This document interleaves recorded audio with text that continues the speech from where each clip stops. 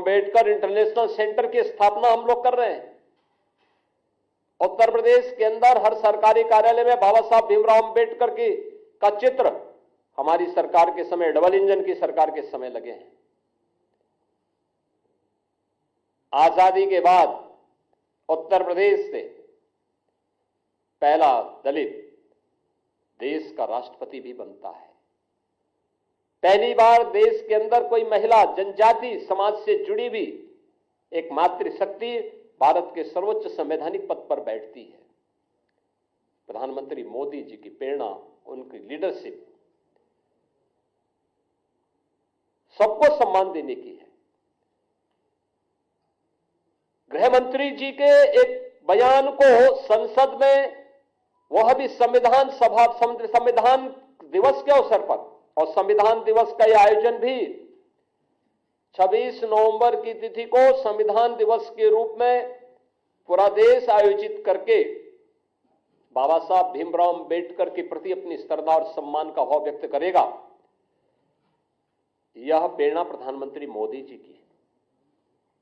लगातार 2015 से संविधान दिवस के कार्यक्रम के साथ पूरा देश जुड़ता है। केवल मूल अधिकारों की ही नहीं, कर्तव्यों के बारे में भी जो प्रेरणा बाबा साहब भीमराव अम्बेडकर की है, उससे पूरे प्रदेश को, पूरे देश को जोड़ने का कार्य प्रधानमंत्री मोदी जी का प्रयास कि बाबा साहब भीमराव अम्बेडकर को सम्मान प्राप्त हो, हर स्तर पर सम्मान मिले।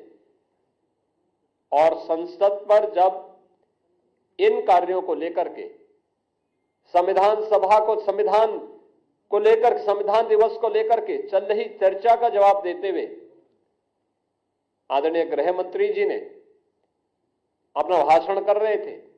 उनके भाषण के छोटे से अंश को लेकर के कैसे कांग्रेस, समाजवादी पार्टी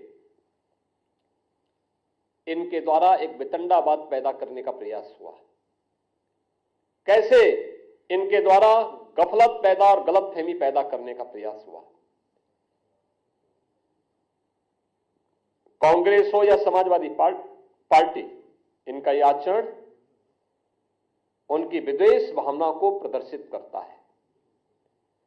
इन लोगों के द्वारा बाबा साहब भीमराव अम्बेडकर के प्रति जो शब्द कहे गए थे पूर्व में, कौन नहीं जानता। समाजवादी पार्टी सरकार के समय उनके एक मंत्री जो सुपर सीएम के रूप में काम करते थे प्रदेश में, उनके वो वक्तव्य जो बाबा साहब भीमराव अम्बेडकर के प्रति उन्होंने किए थे, कौन नहीं जानता है। ये सभी, यही उनका वास्तविक आचरण था। और हम तो कांग्रेस के नेता राहुल जी से कहेंगे, देश की संसद में, संसद परिसर में सांसदों पर हमला हो, यह दृश्य भी देश ने देखा है। क्या यह आचरण उनका संवैधानिक माना जाएगा? क्या कांग्रेस पार्टी का यह आचरण संवैधानिक माना जाएगा? भारतीय जनता पार्टी के दो सांसद चोटिल होते हैं।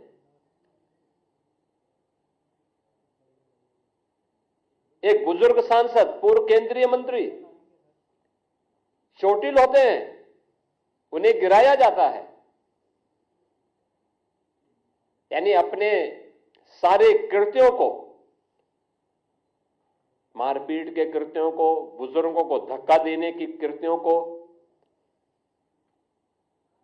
ये संवैधानिक बनाने का प्रयास करते हैं।